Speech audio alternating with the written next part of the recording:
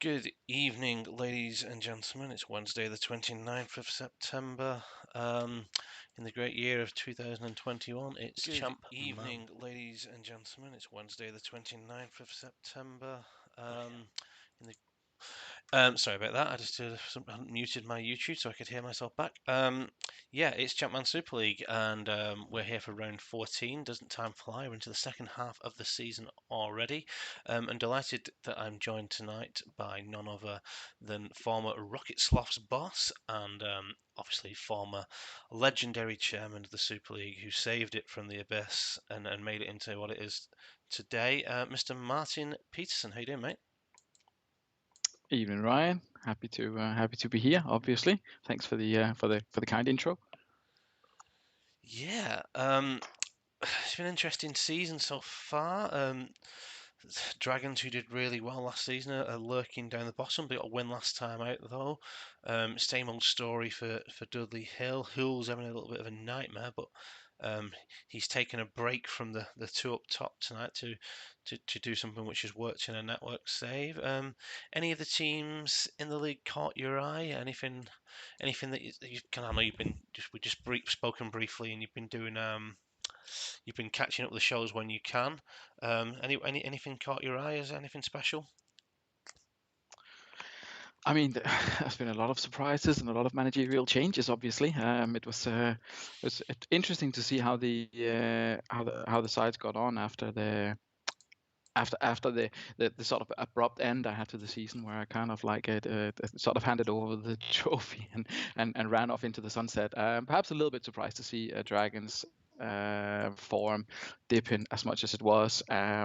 Churchtown, I perhaps thought a little bit more would happen in that area, given the improvements that were made by the new manager towards the end of last season, or the kind of joint management team, or whatever the setup turned out to be right at the end.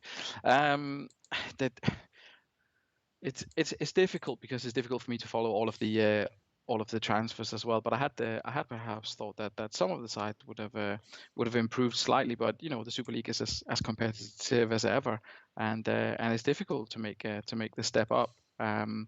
Yeah, some familiar faces and some new ones as well in the top six. But as you mentioned, they're halfway through the season. A lot of things could happen, and we're obviously in I would say uncharted territory, because what season is this? This is season 9 in the grand scheme of things, but we're in season 3 on the game. Therefore, I mean, maybe not completely Yeah, uncharted exactly. territory, but yeah. Not completely, no, but certainly the last the previous 4 seasons never went. It was season 1 and 2, wasn't it? And season 1 and 2 again. So it's at least 4.5 seasons since we've been been at this stage.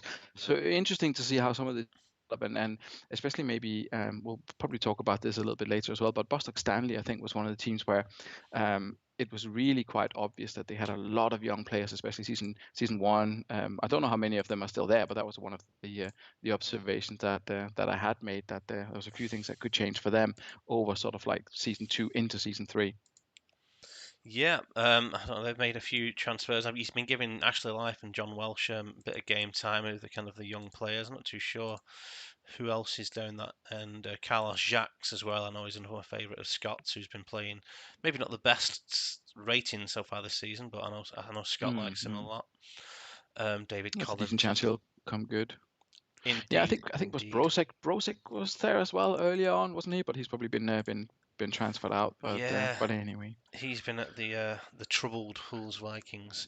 I'm just going to say quickly hi to everyone in the chat before we get going. I can see that Duggan's about, and Mr. Ian Edwards, Steerite, Greavesy, Jens, Rob Sloth, Mr.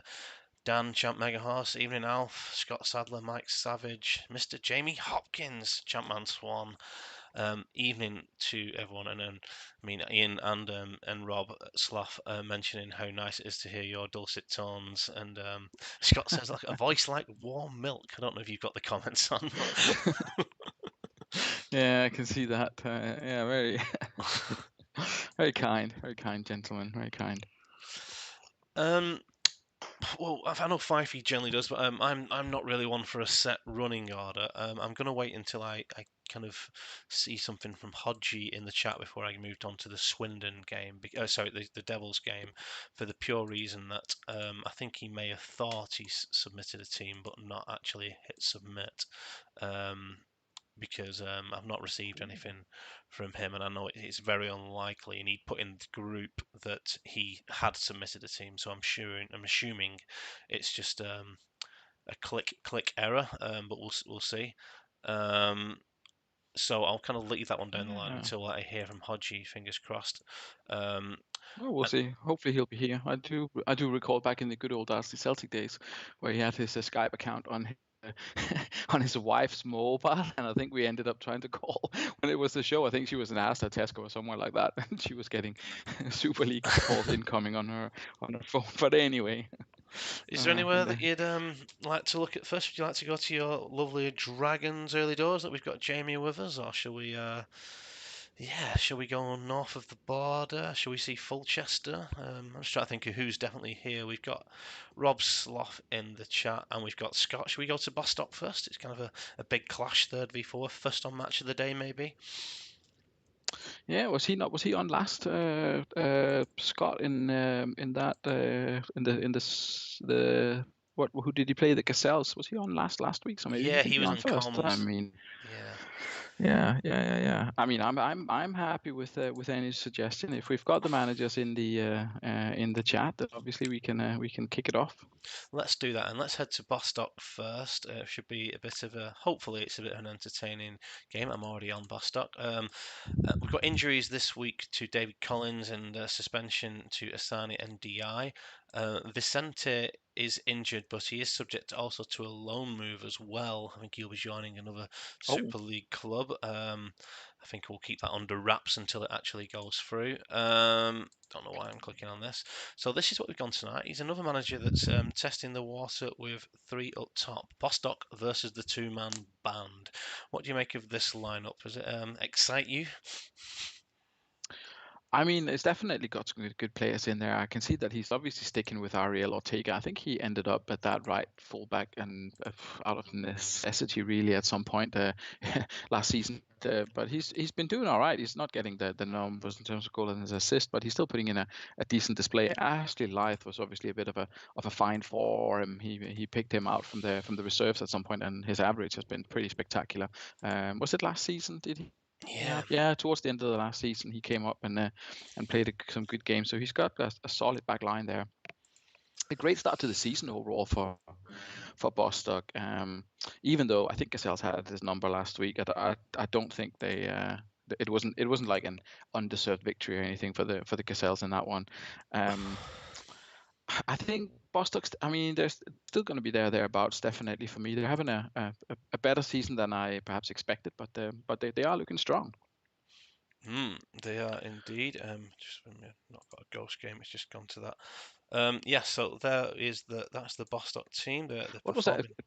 Go on, Martin. Sorry. I was going to say, I was going to mention Anelka as well. Actually, he's an interesting one, but we'll see if he comes up again in the game, and we can obviously see what happens with Nicholas if Scott's managing to keep him happy. Yeah, indeed. He's having a good season so far. I think Scott's idea is to play him as much as possible to kind of negate that risk. Spartak Sloths. Yeah, Rob's gone with a new tactic tonight after they got a bit humbled up in Scotland last week, and they gave Ian a nice birthday. Some interesting players in there. I mean, Christian Poulsen, your countryman, got a bit of a slating I think, pre his opening game. They managed to pull out a hat trick. I was going to say, Was did he not score a hat trick and then yeah. fade into obscurity immediately after?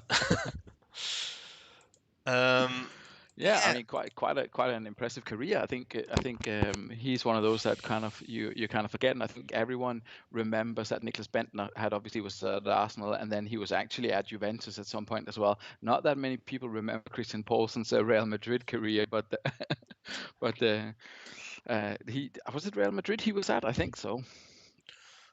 You would definitely know better than me, is he? I don't know where he's on the game.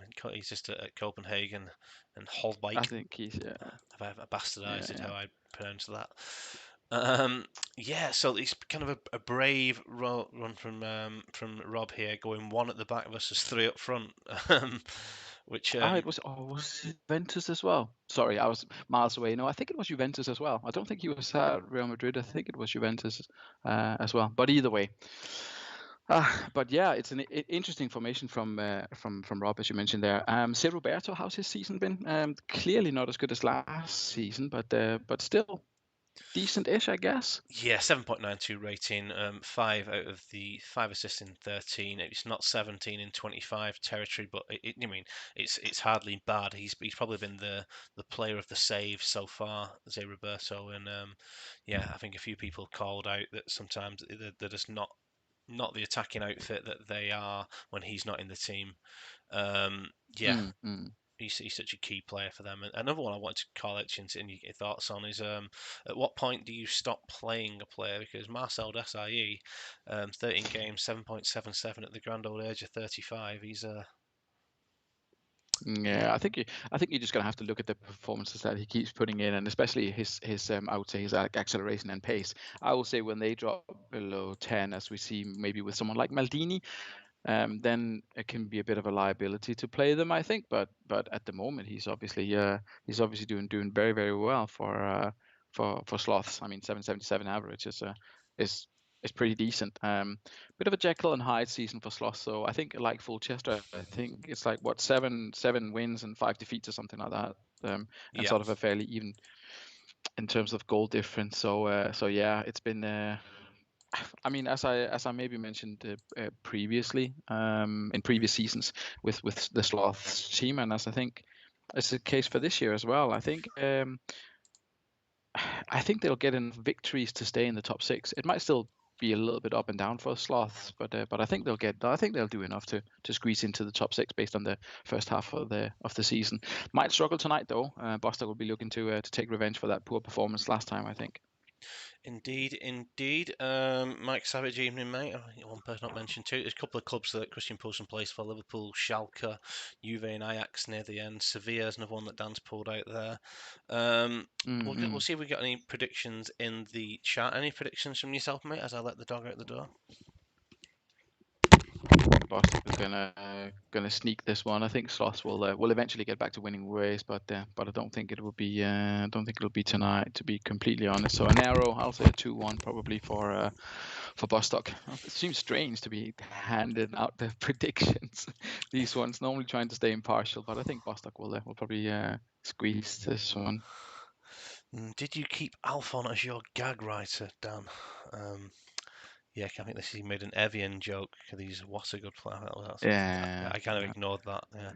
I'm going to kick this one off and see how we do. I'll do the first game, then I'll let you give it a chance to relive your kind of career as a commentator as well at some point tonight. um, yeah, nice mixed start. It looks like Bostock are in slightly the better of it. Tristan Gonzalez involved, and Gonzalez gets the first goal after 20 minutes.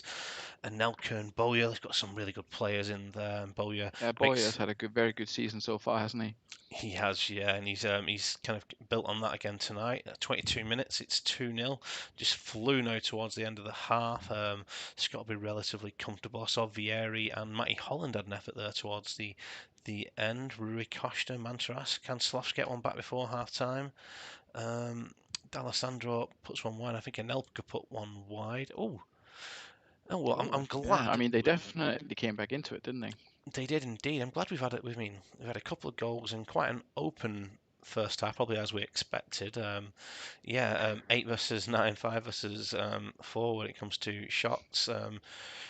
Nice pass completion there for what do you call it for Rob Sloth's boys, but not doing very well in the air and all winning their tackles. Let's quick look at how the goals went in, and we've got Gonzalez bringing it forward, jinking past Simeone before driving in low. Looks like a bit of a solo effort. And Elka may pick up an assist for that one. And then pretty much straight away, it was a Bowyer effort saved by Nick Matulin, and then the rebound straight away to make it 2. Am I actually talking? Nick Maturin saved and collected ball clear. So yeah, that's completely at the other end there. Am I? Because yeah, I don't. I'm talking at my head. I thought I completely forgot that Nick Maturin was the Sloths goalkeeper there for a second. Spartak Sloths That's first okay. half. What do you think? Yeah, I mean, it was slightly disappointing, I would say, for Rob to concede those 2 goals. Christian Vieri, I can see that he's going to try and pull him off at half time, put Ebbe Sand on. I'm not sure that's the play, but I guess Ebbe can play a lone striker. He has got a scoring track record in Bundesliga, obviously. A little bit of a surprise to see Mantorres in there. Recent signing, is that for Yeah, he Sloths? was one of the out of league transfers at the start of this season. He's brought Mm-hmm. him in. Do you mean you can tell why he's brought him in from his stats from outside the league, and Oh yeah, his absolutely. attributes look fantastic. But yeah, he's not. I mean, you're not going to get the best out of him with 2 appearances off the bench. So yeah, he's given him a run to Yeah. start. Well, we'll say that the jury is still out on this one. Yeah, they're going to need a little bit more in the second half if they're going to maybe an early goal, continue the kind of efforts that they had in the towards the end of the first half, and maybe they can pull one back. But look at that, 2 assists from Nicolas Anelka. That's very unselfish of the Frenchman, I would say. Very uncharacteristic of him. No, he was a fantastic player. I think he very misunderstood in my opinion. I know on this game he's a little bit of a yeah, he's a bit of a pain on this game, but I always like seeing him do well. Yeah, 2 assists. Also a great performance from Olivier Decore. He's been a little bit mixed this season and last season, didn't he? 10 tackles, only winning 4 of them, but yeah, it can be quite key in that position. Lizarazu, timeless. You got to say he's do you mean? I mean, he's not going to pick up the assist numbers like Zeriberto, but rock solid at the back. Yeah, a real team player. Both defenders on yellow cards. Should Scott be worried there? Well, he could be, but I'm not sure if he's got anything on the bench that he could really do something about. And he's asked to go with it. I mean, I guess you could put Sylvester in there. He's not the worst, but at least he's got that backup if someone gets a sending off, and he does lead 2-0. So yeah, why not keep it as it? But shout out to Lee Boyer for getting another goal. That's probably his 4th or 5th or something this season. But you have a look after the game, obviously. Yes. Oh, Oh, someone Torres. Yeah, someone we mentioned at half time, coming up with the goods for Sloths to bring them back into the game. Rui Costa had an effort there as well. And there's Ebbe Sand, your countryman off the bench. You questioned that substitution, but Diego Tristan fights right back, or does he? That's offside. 66 minutes gone. It's the Sloths in the ascendancy. 20 minutes now to go. Sand, Albertini, Bowyer picks up a yellow card there. I'm going to slow this one down because there's a lot happening. Enigma Tulin saving a Bowyer effort there. Scott will be ruining the day there. He's let that lead slip. Hopefully he can bite right back. Ortega on the right hand side. Lythe flicks it on for Heskey, and then it's parried there. Looks like it is Bostock pushing forward, and Ashley Lythe gets his Wow. first ever goal for the club. What a start we've had to the evening, especially after a bit of a dry patch on Sunday when it comes to the goals. Allardyce is his biggest inspiration, according to Nicholas Anelka.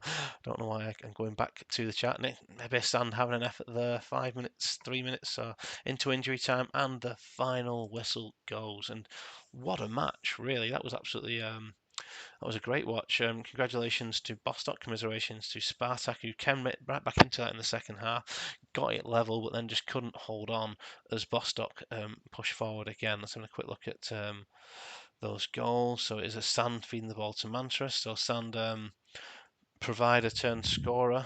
Gamara sending the free kick and Sand beating the keeper to the ball. And then it looked like a header from a Gonzalez corner, which gave Bostock the victory. A bit of a shake and a few yellow cards, but look at those ratings. Fantastic performance from Bostock. Yeah, absolutely. Very, very good performance from the Bostock side, and show great team spirit, great morale to get back into it. I mean, getting up to 2-2, and then I think it was Tristan who had a goal disallowed, and then to still continue on and actually ultimately get the winner. I think is a very, very, very, very strong performance. True character shown by the there, boys. There, a little bit surprising with the 210s. Not an neither Anelka nor Gonzalez got the man of the match award. So it'll be interesting to see who that was.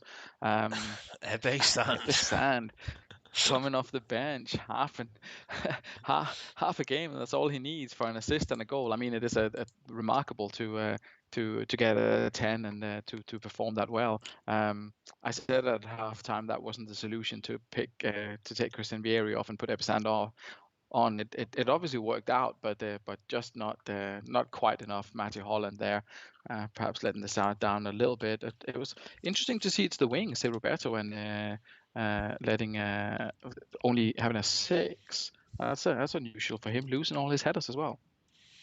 Yes, it is indeed. Sorry, I'm just trying to see if Hodgie's about. Still nothing from him. Yeah, sorry, yeah. Jose Roberto with a 6, probably his lowest rating of the season. Not really delivering that much. Lost all his headers, which probably attributed to that. Yeah, Matty Holland having a bit of a nightmare.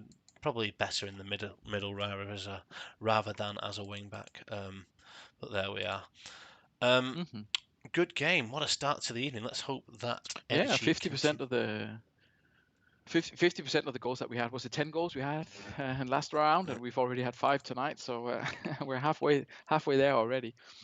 Yeah, we're going to stick with the running order that comes up unless we kind of get anything that suggests otherwise. And that is Fulchester versus Hools Vikings. Fulchester last time out, 2-1 away at Leddersford, which was no mean feat considering the run that Leddersford were on. Potentially, you could say, maybe not a champion, but against maybe had less efforts overall than Leddersford. Maybe could see himself as fortunate, but it was the SAS who got the goals.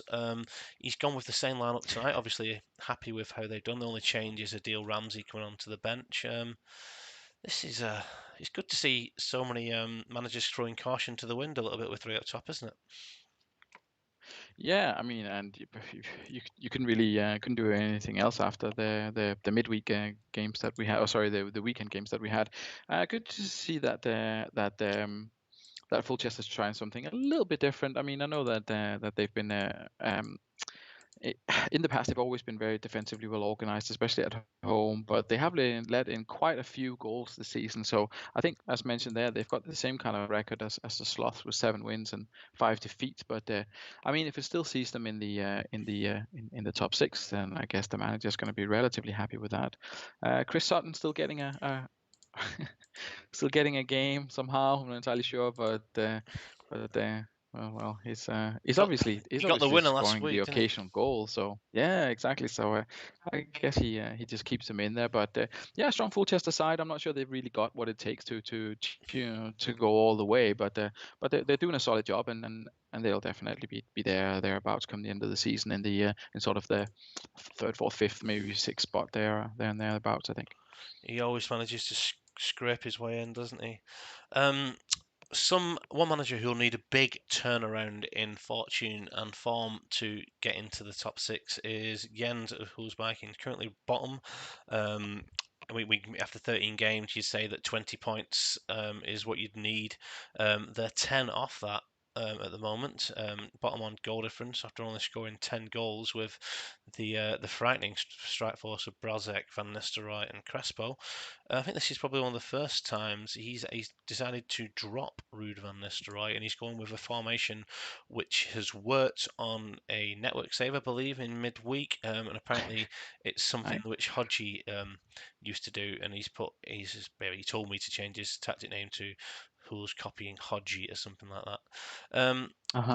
What do you make of this lineup and the decision to drop Big Ruud? I mean, I guess it's got to be done. I think he'd had like 1 goal all season or something out of him. It's difficult when you're in this situation. You know, the Sloths were in a similar situation, and I've obviously dealt with managers over the last couple of years who've been in similar situations, and it's not easy. you kind of try to give encouragement and say to people, oh, don't worry, it's going to be better next week, or stick with this formation, or learn from your mistakes or whatever. All these kind of like sort of cliches that you can throw at it. But I mean, the squad is strong enough. I mean, I question the midfield maybe, but the squad is on paper it's strong enough. It should be doing a little bit better than what they are, and in terms of the as you mentioned there, they're on 10 points. But if you look at it, if you go back to the table for a quick second, I will do some maths. Yeah, so halfway through so they need to get, realistically, they need to get 30 points to make it. And we're always saying, you know what, it's maybe not so bad, and it's maybe not the end of the world, and they can still make it. But the best team in the first part of the season only got 26. So that is probably realistically your maximum, even if you have a really good run. So if you're at 10 points at the midpoint, and number one is on 26, the most you can probably realistically hope for is 36, which in this case won't be enough. And by that logic, then Hools, Dudley, Dragons, and perhaps Churchtown, maybe to some extent Aster, they're already out of it, even though they're only 5 points behind. If everything goes, in the way that it sometimes does, and you need 40 points, then they're going to struggle to make it. That's maybe a bit harsh, but it could come true. Some hard truths there, Martin. Some hard truths. It's generally, we have seen it though. Teams do kind of come up and then drop that down. There's generally one team that kind of comes from outside the top six. I don't think we've ever seen a team come from that far behind though. So I completely take your point on board. So yeah, let's see how Jens gets on tonight. Rivaldo not in the 11, that's absolutely fine. Away at Fulchester. Any predictions in the chat would be fantastic. Any prediction from yourself, Martin? Fulchester versus Hools. Is this a home banker? Well, Fulchester's only. I was going to say this could be, with a new tactic, could be something that maybe Hools could get a point, but Fulchester's only had one draw so far this season. So then it's kind of the gambler's average. Do they get? Is it tonight they get the second draw, or is it just unlikely that they get draws? I'm probably going to say 1-1 draw for this one, with Fulchester struggling a little bit after that hard-fought victory at Laddersford. Fair enough. Tato Mourinho going for a Desmond, and Jamie Hopkins going 3-1 home victory. Fifey going for a 2-1 away victory. Tato having a cheeky loan offer for Ruud van Nistelrooy there. I don't think that wouldn't pass Super League Towers, I'm afraid. Because Ruud van Nistelrooy has already played more than 5 games. Let's kick this one off and see what's happening. Yes, we've got a little bit of black involved. Asen So, an interesting selection. He's involved early doors. Crespo in an effort there, but it is Fulchester who break the deadlock, and it's that man Juan Sebastian Veron, such a bit of a Rolls Royce midfielder. Just always seems to come good in that position.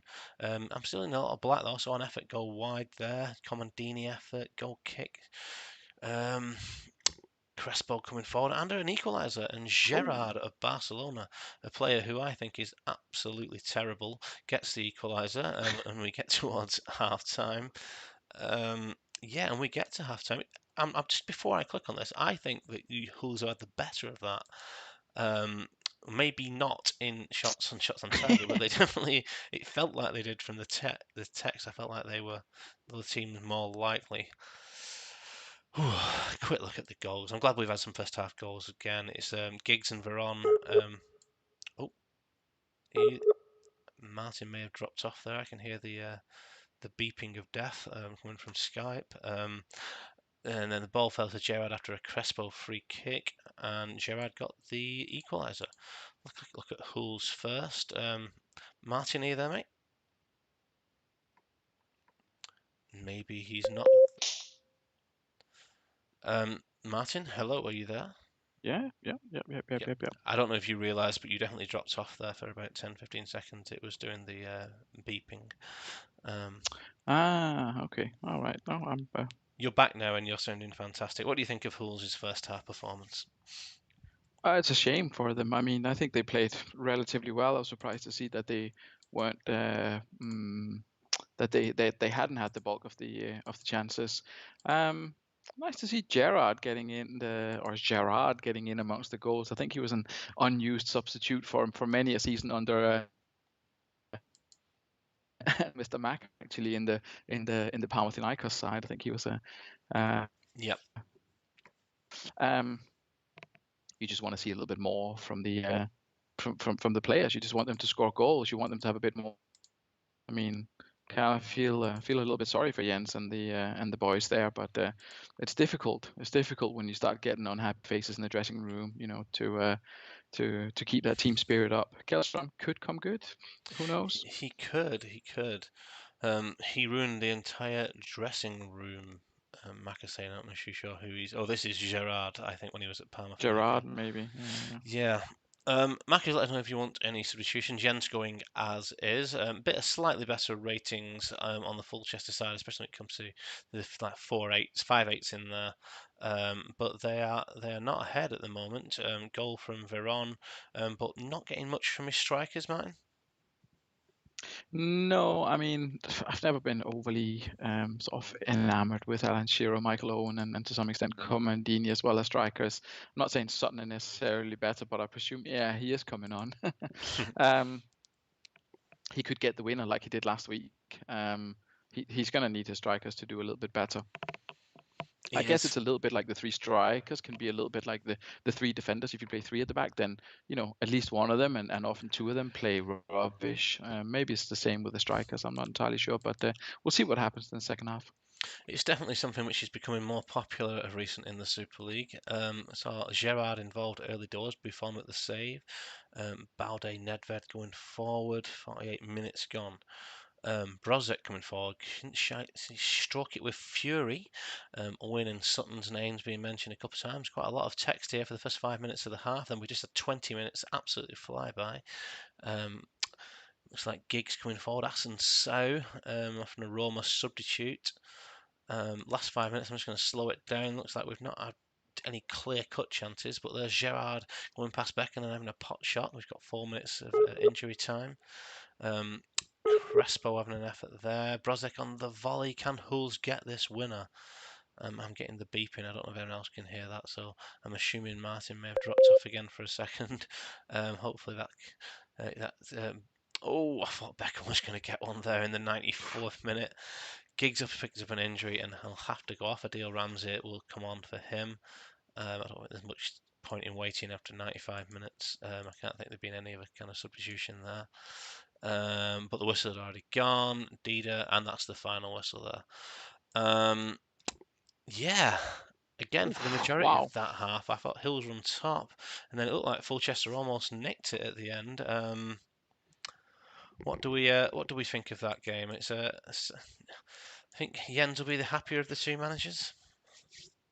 I think he'll be the happier of the two managers based on the fact that he didn't lose and they actually created a bunch of chances. He's going to be unhappy from the perspective that he hasn't actually scored more goals, but they look much improved in terms of the performance of the players. It's probably just getting that little bit of confidence back amongst the strikers. Probably throw Ruud van Nistelrooy back in for the next game, keep everything else the same, and then just hope for the best. Kim Kellstrom, he's got to have a better player than him. I mean, I know he's a bit of a legend of the game, but Rivaldo, someone's got to be a better option, haven't they? I would tend to agree with you. Yeah, he's got Rivaldo, he's got Xavi, he's played Derek Boateng a couple of times in that midfield role, who's not done too badly. Yeah, he does have options there. I think it's obviously he's getting a little bit frustrated with some of his players. Jens saying there we've been shite, but we have been the better slash same level side as our opposition in the last 5 of our losses. So he's obviously seen performances without results there. Veron picking up the 9 man of the match for his goal, and it's a really solid defensive performance. Yepes, or from Yepes, sorry, not from Balde. Buffon picking up the 9 after he had a bit of a mare a few weeks ago. He's had a quite decent run recently. Yeah, it's his strikers again. I think, as you kind of alluded to, with those 3 up top, sometimes you don't necessarily get one of them to turn up, and that's been the case tonight. Yeah, I mean, it's as he says there, as Marcus says there, it's not a bad point. Certainly based on that performance, he'll take that. I mean, there's more to come from Fulchester surely.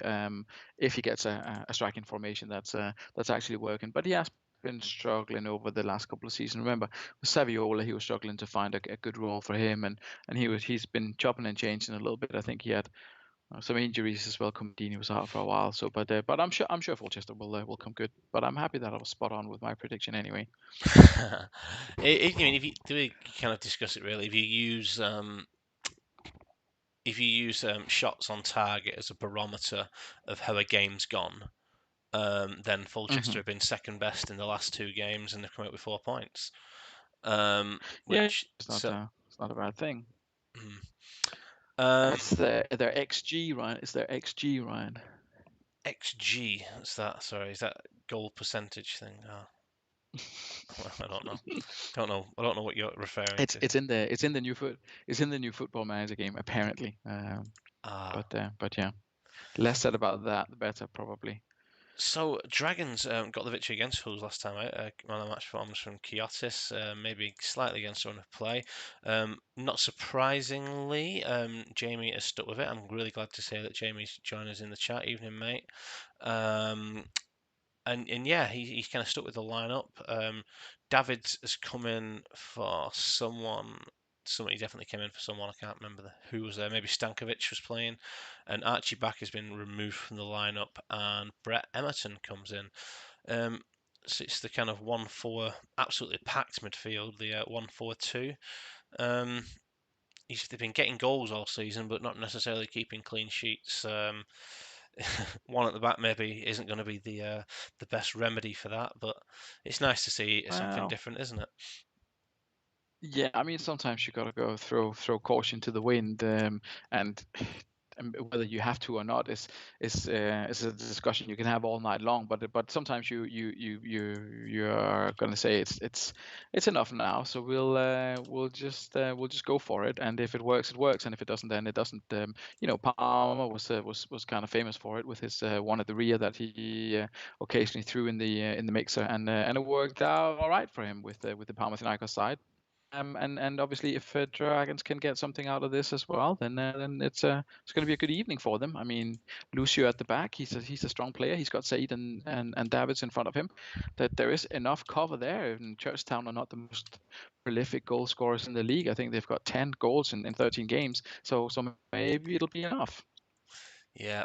As ever, Martin, absolutely fantastic with the knowledge. You've always been more of a stat man than I am. Yeah.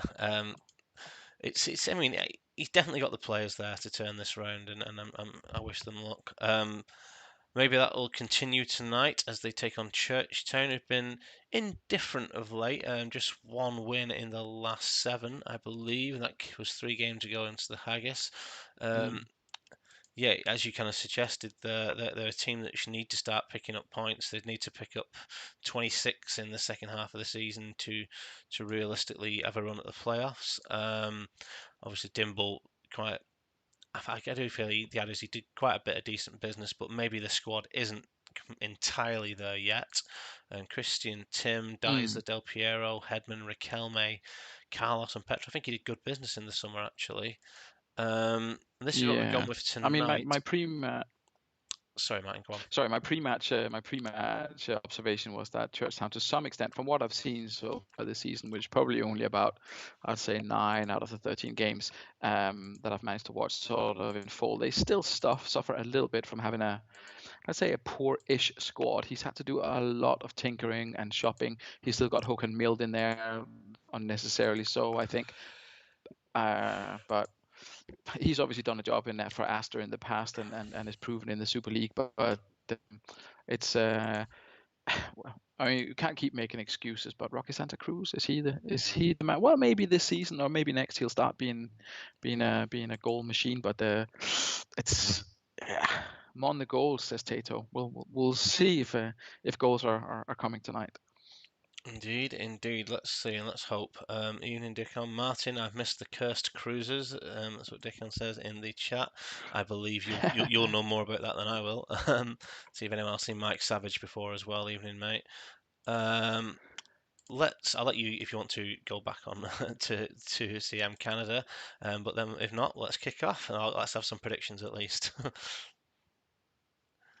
Yeah, prediction-wise, I think Dragons are going to squeeze this. I think 1-0 probably for Dragons, replicating their Hools victory, and yeah, the Curse Cruisers, the Green Morton save that sadly died a death along with my YouTube career. Well, not career, but my YouTube videos.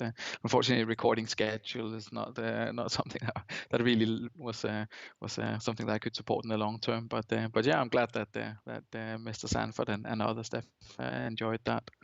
But yeah, 1-0, I think, for Dragons.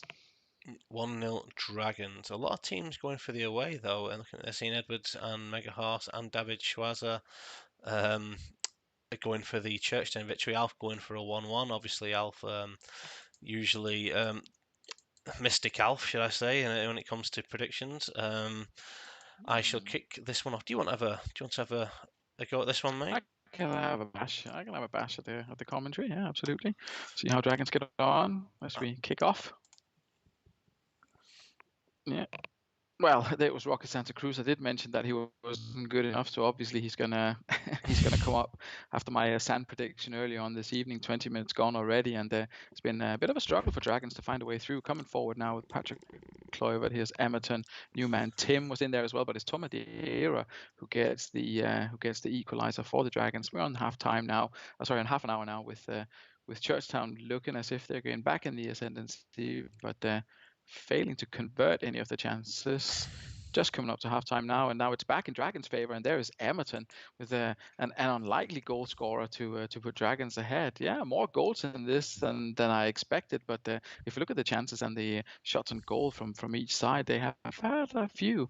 6 shots for Dragons, 2 of them on target, 4 and 3 for Churchtown. In first half, sort of started off a bit better Dragons, then went Churchtown and then Dragons again, maybe.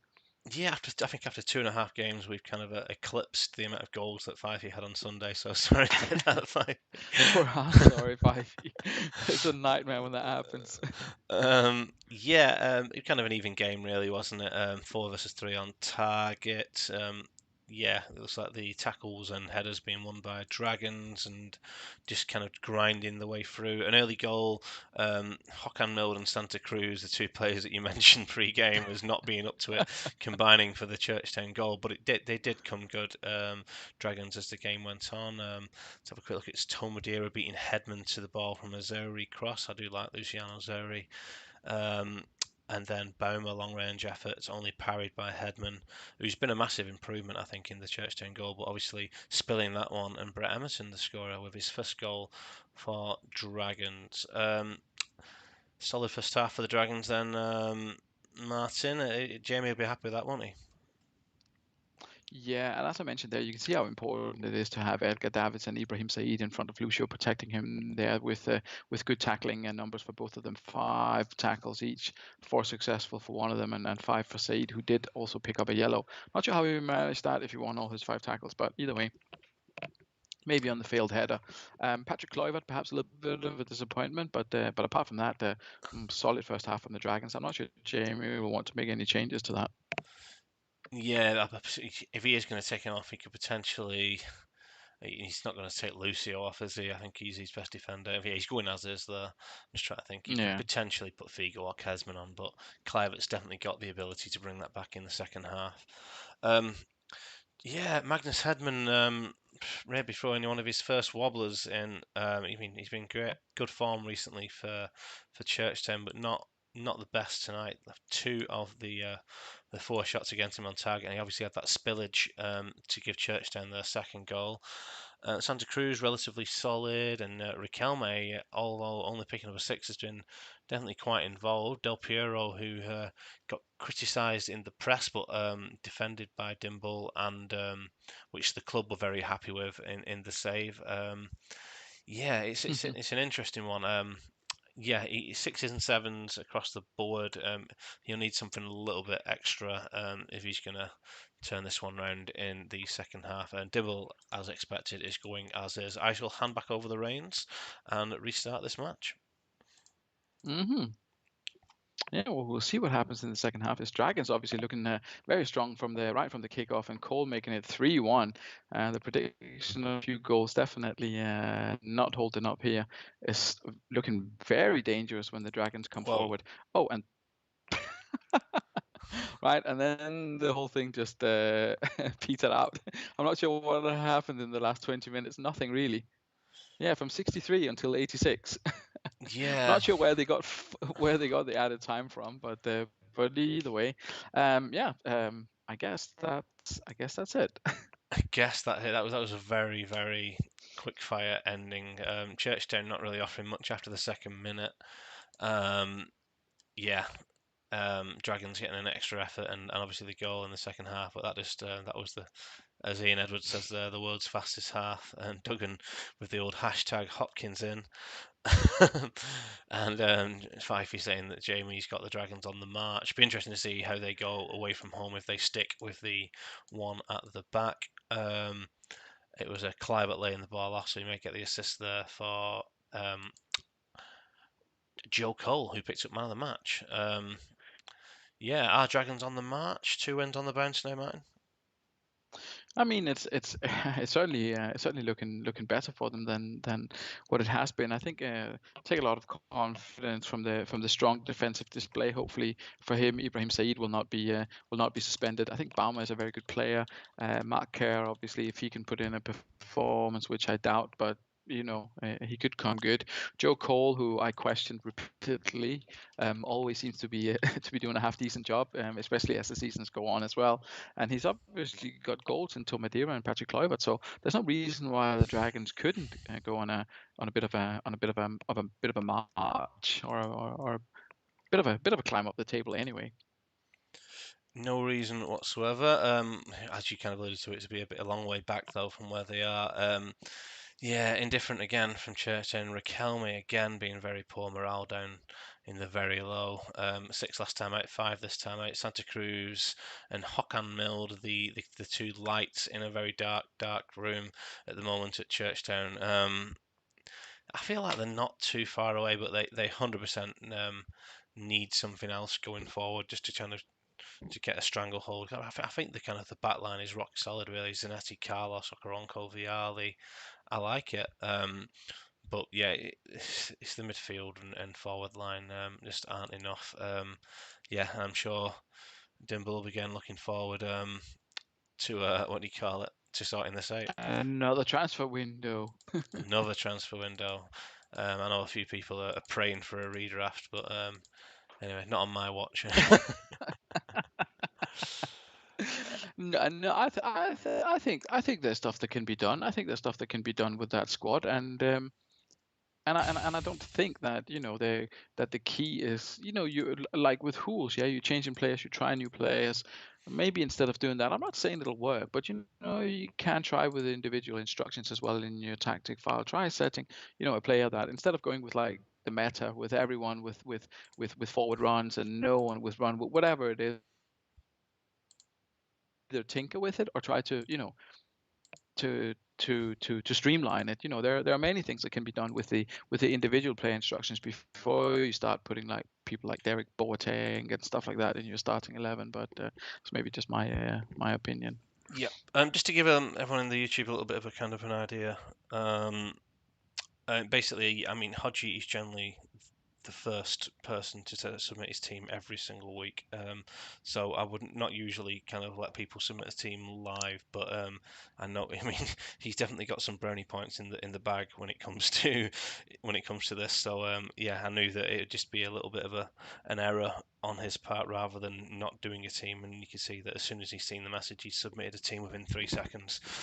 So we obviously had it ready. And this is what's ready.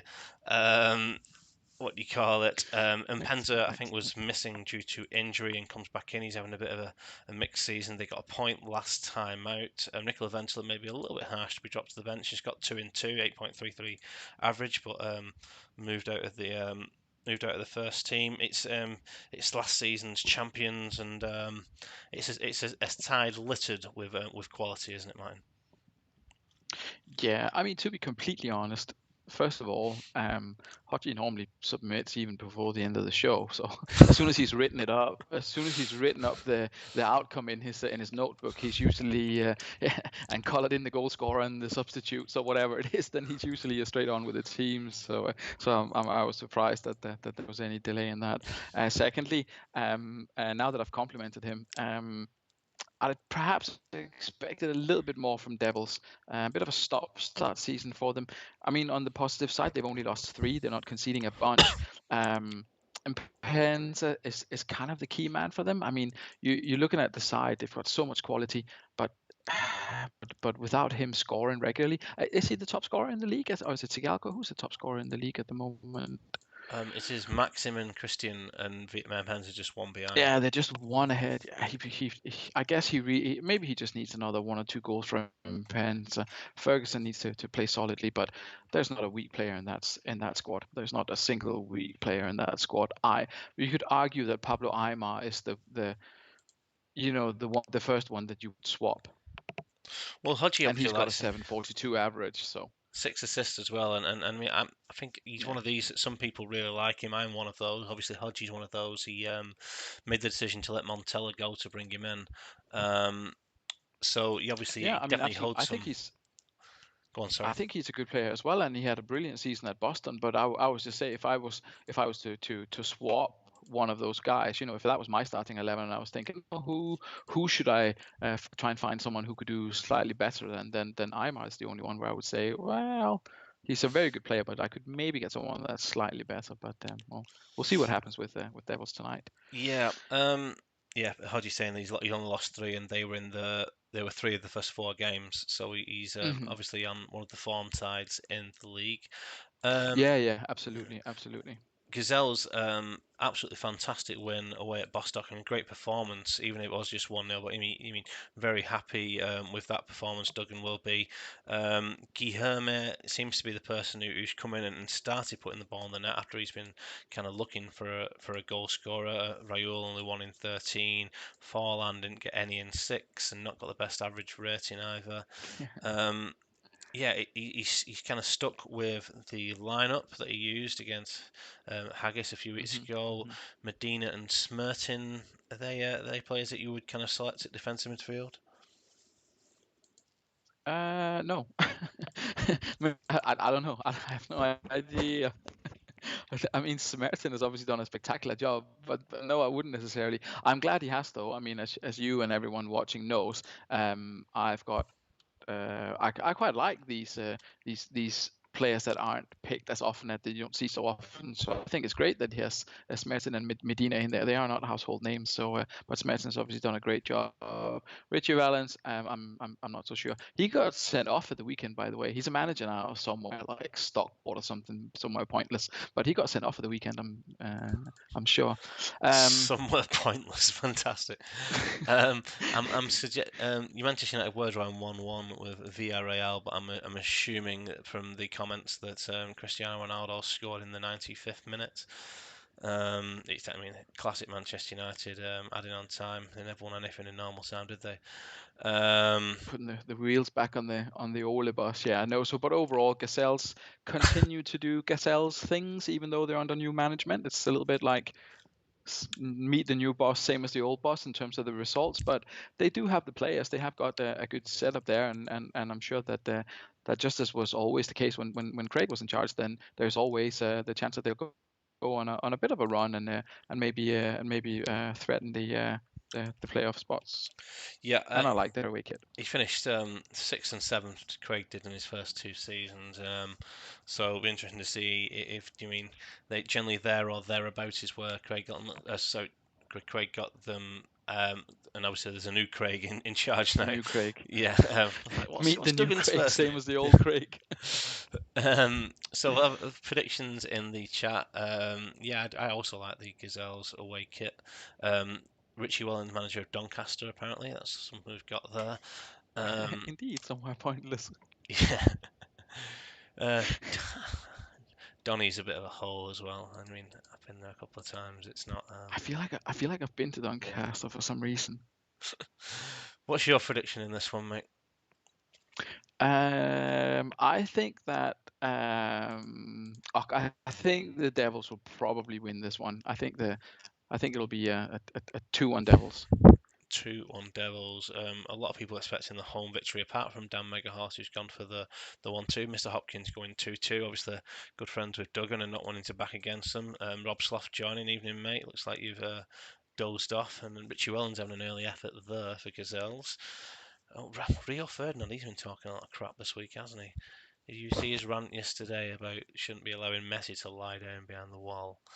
Oh, anyway, let's not No, talk I about think real football. Let's talk about the Devils coming forward. Van Bronckhorst into the area, but we're going to get our first 0-0 at half time, are we? And we are.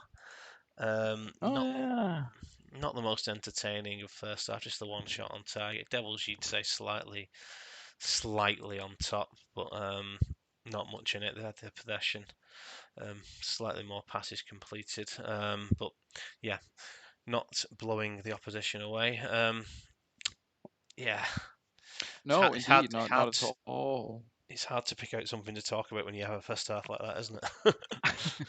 Yeah, I mean, I think that from my perspective, Gary Neville, Carragher, Ferdinand, Roy Keane, Micah Richards, they've outstayed their welcome. They're just trying to make themselves relevant by saying random bullshit. So a lot like myself, but at least I have that level of self-awareness to recognize that. With regards to the game, yeah, Montero, I think was it 5 you who posted that Montero has more assists than yellow cards this season? That would have been Fifey, 2 assists, yeah. Mm. Which is definitely a change in tack from Montero, who's generally nailed on for a yellow card most weeks. Harry Kewell, who obviously unloved by the manager outside of the game, but he's getting an effort tonight. He's coming on for Bazza Ferguson, I believe, in midfield. He's only on a Mm-hmm. 6. Kewell's Yeah, it's not played bad. that position before. Is he someone you like there? A Super League winner with the old Phoenix, wasn't he? 2 times. Sorry, I can't help myself. Personally, don't rate Harry Kewell really, but I mean, if he can't be having a second half worse than the first half that Barry Ferguson had. So and he needs a creative spark from somewhere to beat Gazelles here. Yep. As we look over to Gazelles, it's Rio Ferdinand picking up the only 8. Guillerme and Wellens on 6s. Apart from that, it's very. I don't like when using this term, but it's been a bit of a meh game so far. Sound like Yeah, Anne Lee, Ryan. Do you understand that reference? maybe it's a TV program, but I don't really watch TV, so I don't know. Richie Wellens, I'll take him off. Guillermo, I believe that again, I think it was a tweet to say that he was like praised for his efforts in the reserves or something like that. But it doesn't look as if he's done very, very well. I mean, why are you still playing? 12 games. He has got 1 goal and 1 assist and 683. Why is he still playing him? Anyway, either way, I'd get him out. Wellens, but I'll let the manager manage. 2 times. I think I don't even remember the song. Yeah, I'm not gonna person to tune because that will definitely make people turn off. But yeah, there's a song by Anne Lee that was just 2 times. Anyway, Potato Mourinho saying, I mean, he's called himself captain, obvious, but very right. There's 2 teams which are playing kind of 6 people in their defensive thirds, and sometimes, yeah, that can kind of block things out. But we'll kick off the second half, and hopefully we have a goal either way. Cool, the only change at half time, and we've got a yellow card there. I missed who it was for. 65 minutes gone, it's flying now. Harry Kewell involved, Guillermo involved for Gazelles. I think Gazelles may be slightly happier with the point here. There's Aymar and Gattuso having efforts there. Emerson coming forward as we move into the last 20 minutes. Raul's offside. Raul unleashes a volley and gets a goal. Big goal, big Sucker goal. punch. It is a big sucker punch. And Penza tries to beat Dede. Dede getting the better of him there, though, as we go into the last 5 minutes. Nesta's header. And this could be Devils' 4th defeat of the season. Cafu bringing the ball forward near post. Richie Wellens. Yeah, yeah, Right. yeah. The more I insult someone, the more likely they are to score in the second half. Clearly, yeah. I mean, that was a bit of a smash and grab that second half, wasn't it? Yeah, it's felt like it anyway, and I mean, it's very even. Not many shots on target, but 2 out of 3 of those shots on target from Gazelle have gone in, including for that man Richie Wellens. You had a couple of times tonight where you've questioned a player's place in the league or in a team, and then they've managed to get a goal. That's a big victory for Duggan, though. He'd be bouncing around the room with that one. Raoul and Wellens. Yeah, as you kind of said, only had 2 goals between them so far this season to kind of double their tallies. Duggan, courteous to Everseen, unlucky to Hodgie. Um, yeah, really even game. Let's have a quick look at how the goals went in. Wellens into the area for the run of Raoul, and then Richie Wellens heading the ball from a Cafu cross. So goal and assist and an 8 rating for Richie Wellens. Surely he's the best player in the league, isn't he, man? Well, based on how important he's been for his side, obviously tonight, it would definitely be looking that way. No, fair play to Duggan and to the Gazelles. One way of beating these attack-heavy team with many creative players is obviously just to flood the defensive areas. We saw Greavesy do so successfully a couple of seasons ago, and it's worked for Gazelles tonight. I mean, there's not many. I mean, there's Guillermo, there's Raoul. Is that the two creative players he's got in there? You'd suggest so, yeah. Maybe Richie Wellens with the 20 creativity, I think would do. Yeah, I suppose he's an MC with high creativity. You know, that's a fair point. Yeah, but yeah, he's playing it safe. But it's doubt. I mean, often it'll backfire. You won't create anything. But obviously, fair play to Duggan and to Wellens there. They've managed to get a result, and Rio Ferdinand for steadying the ship at the back. Yeah, you probably knowing Rio Ferdinand, he'll probably miss his next drugs test now after that performance. Um, anyway, that's just Yeah, my if he remembers as he has a drugs oh test, yeah, you know, sometimes you yeah, can yeah. forget these things, you know. Not like it's important professional athlete, is it? Um, No, no, you wouldn't have had that written down. um, yeah, Harry Kuehl comes on for a 9. he does. I hadn't spotted that actually. I was going to say it's all 6 and 7s for Devils, but Harry Kuehl comes on and has the best performance. But yeah, it's a disappointing night for the Devils fans and for their manager, isn't it? Yeah, I mean, you're looking to break down a good side, and of course when that fails, then your ratings are going to suffer a little bit, and you're going to be left a little bit disappointed, thinking that you could have had. I mean, maybe if you'd had just one, if one of the early chances had gone in, that could have not opened the floodgates, but put you in a different position and made it difficult for Gazelles. But it wasn't to be, and yeah, and the visitors come away with 3 points. They do indeed. We're going to go to Lettersford. Actually, no, it's getting gone 10 o'clock, and I know Greaves is up early, so we'll go to Lokomotiv next, or shall I say Aster? We'll go there next. Suspensions last time out, which as we alluded to on Sunday for Vivian Foe and Neil Scally, means that Vashuk comes on defence midfield, a player that doesn't necessarily play there, but I know from my experiences on home saves does a fair dinkum job there.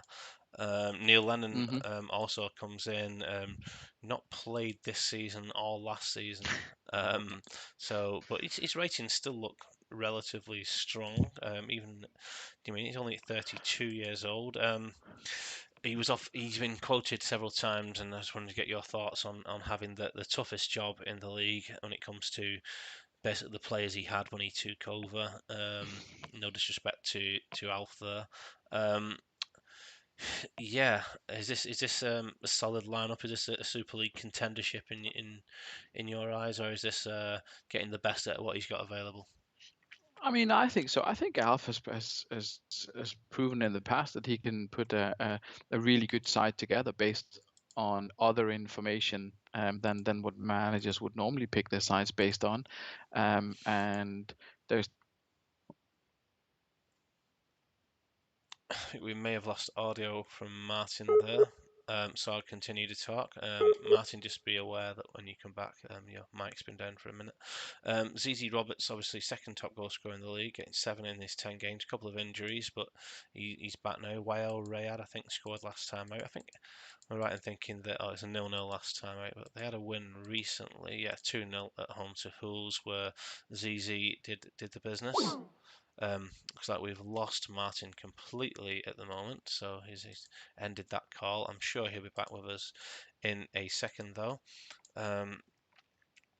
Yeah, how we're looking. So it's a solid lineup. It's the formation he's been using for a while now. The main talking points being Vashik and Lennon.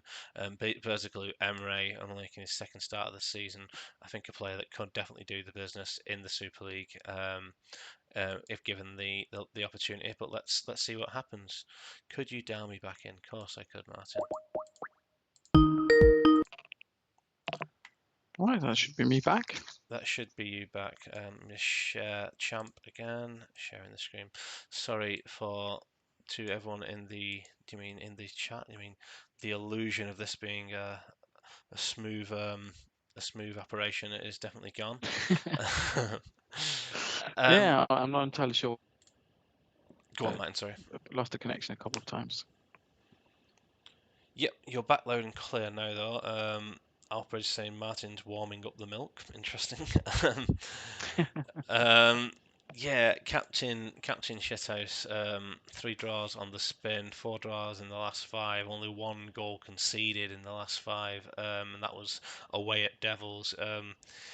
He plays a different brand of football than most in the league. He would say he's more expansive than he gives credit for, but definitely always first priority is rock solid at the back. He's playing a formation. I think this is the first time I've seen it from Lokomotiv Boston, but he's definitely not a stranger to the league. Ian Edwards plays this quite a lot at Northern Burn. It's one I was definitely used to in my time at Phoenix. But I would say that I don't think this is as a strong 11 as he has had, but he's definitely continuing to get rock solid results out of them.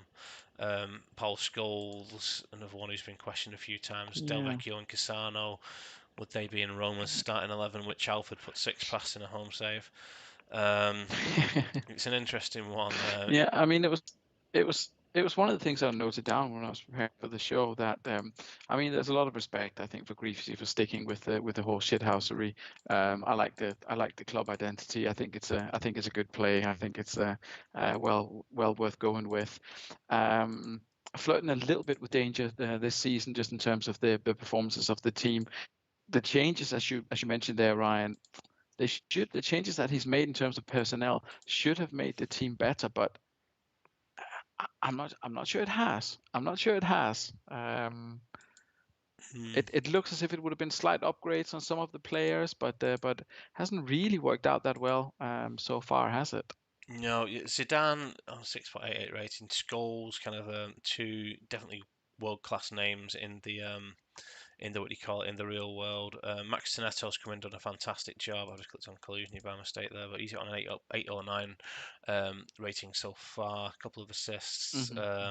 Montella 6 goals in the 12 starts for him. Julian Guerrero's had an injury. We've got 2 and 2. That was a big signing after him doing so well at Sloths over the last couple of seasons. Yeah. I guess it's Guerrero, but he was always going to be a lottery ticket with his injury history, wasn't he? I mean, had a very good start, but then it and then he kind of he broke a bit, but yeah. I mean, they're still very much in with the shout. I mean, they're in 6th place at the moment, aren't they? Just a couple of points off the kind of 1 to 5th block, 2nd to 5th block. So yeah, I would suggest still looking good. Yeah, I would suggest that across the Super League history, you'd probably say that Lowison and Clompe and Barthez in net have probably been.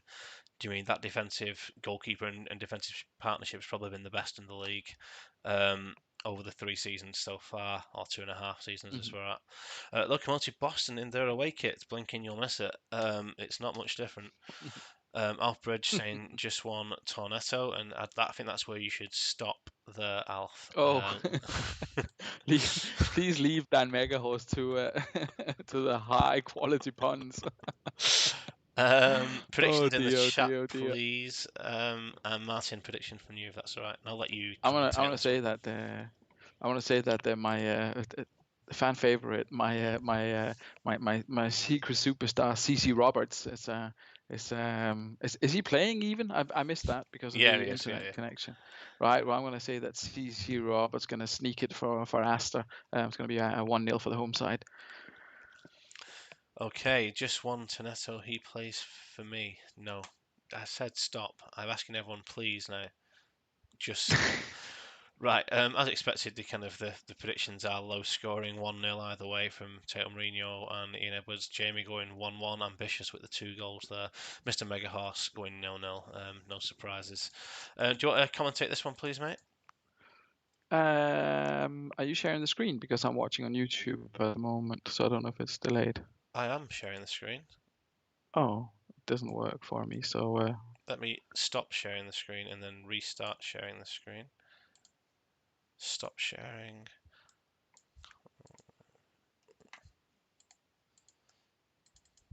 Come on, how do I pop out?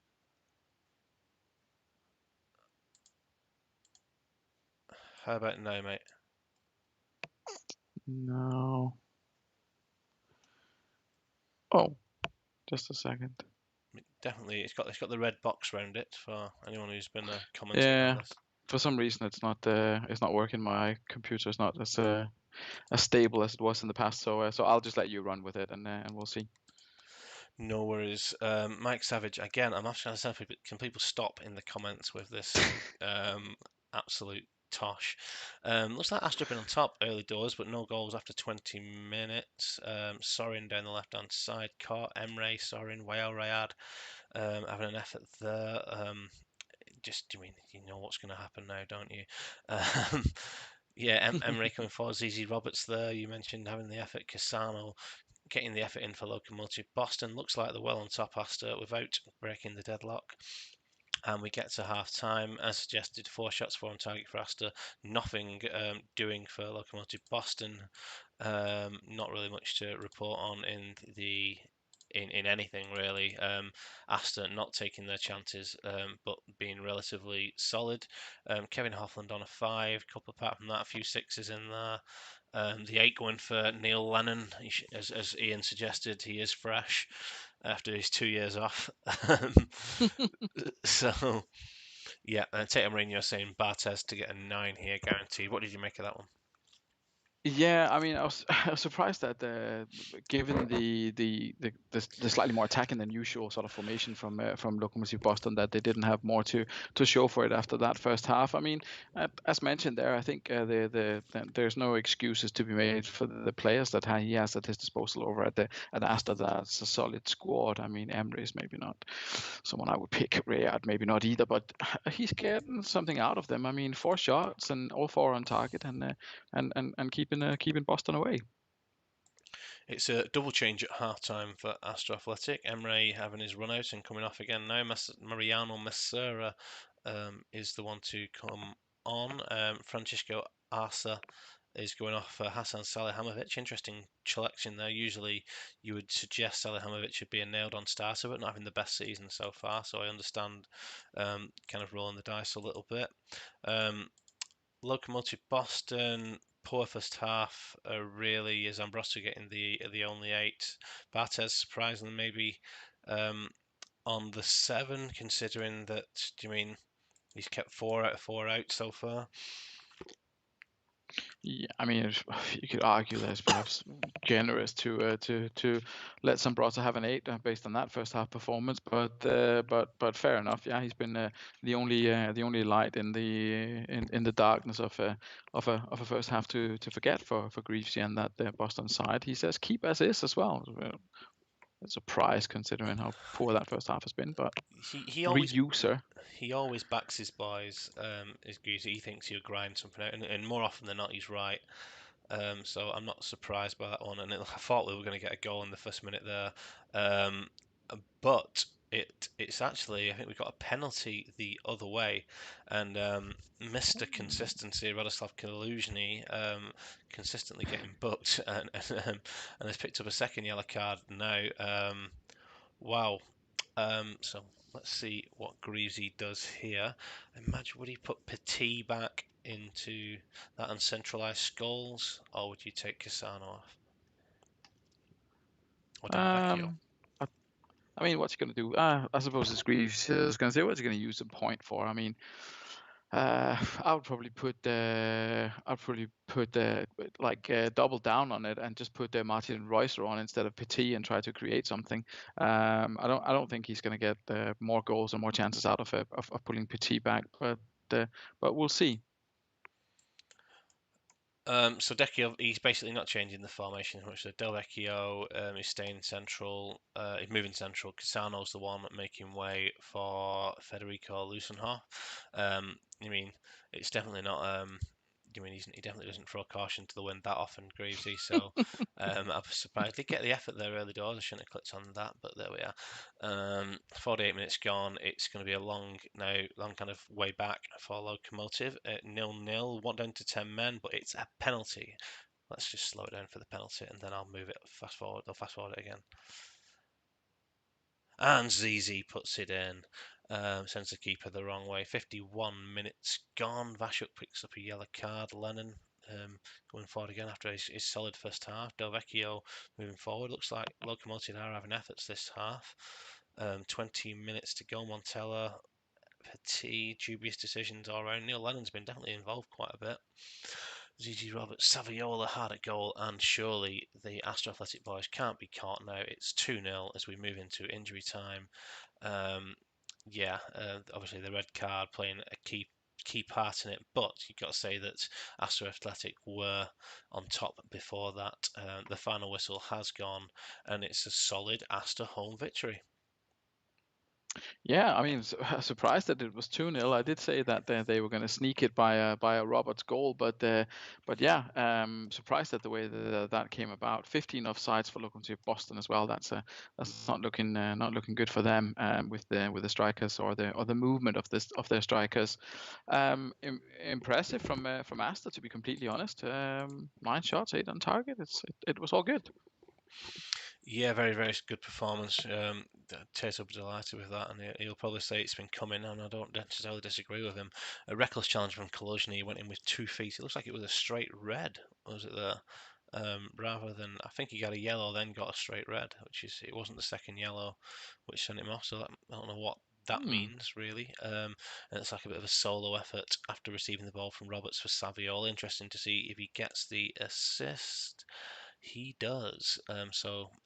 Yes, he assists from Saviola and Roberts to each other. So Saviola must have got brought down for the penalty. Yeah, really good performance. And finally, Javier Saviola coming good for someone. Didn't really do the business that much last season for Fulchester. He's already equalled his tally for the entire season for Fulchester last time out with the 5 goals. ZZ Roberts getting another one, even if it was from the penalty stop. I mean, it's hard to put a dampener on that performance from Aster Athletic against former champions. Yeah, absolutely agree. Solid performance from them at Davide Day from the goal and basically forwards. You can see sevens replacing the sixes on the 2 substitutions. So a good solid second half performance from those boys as well. Yeah, he'll be very happy with that. He's going to need to find 24 5 points in the second half of the season. So to start off with 3 is definitely in the right direction for Aster. Greaves is saying lads are going to get it in the morning. Well played to Tato. Alf saying Aster usually finish off around the playoffs. Let's see if that happens this season. Not necessarily the kind of a terrible performance, but obviously Kaluzhny went into a 5 with his red card. Montella having a bit of a nightmare up there. Del Vecchio not having any kind of game really. They just didn't really create enough, even when they had 11 men. Their best players, Zambrotta, who one key tackle, no key passes, even though he made a lot of them. Maybe a generous 8 for maybe a generous 8 for Zambrotta, especially when you compare him to Max Tonetto just underneath him, who only got a 7.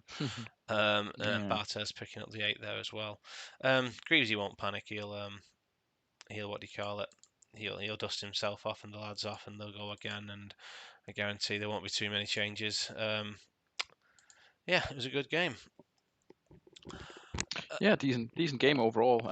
As you mentioned there in the beginning, I'm not sure I really see Paul Scholes having a great role in there. I'd preferred him with that kind of 3 across the middle with Martin Reusser, with Ricardinho and these boys in there. But I mean, Greavesy obviously has a decent track record in the league, so fair play to him. And as you mentioned there, I'm sure he'll be bouncing back. Just highlighting there, we move on to Dan Megahart's Laddersford Old Boys, who are at home to Dudley Hill. Julius Agahoua is the first loan move. Just to give you a bit of context here, Martin.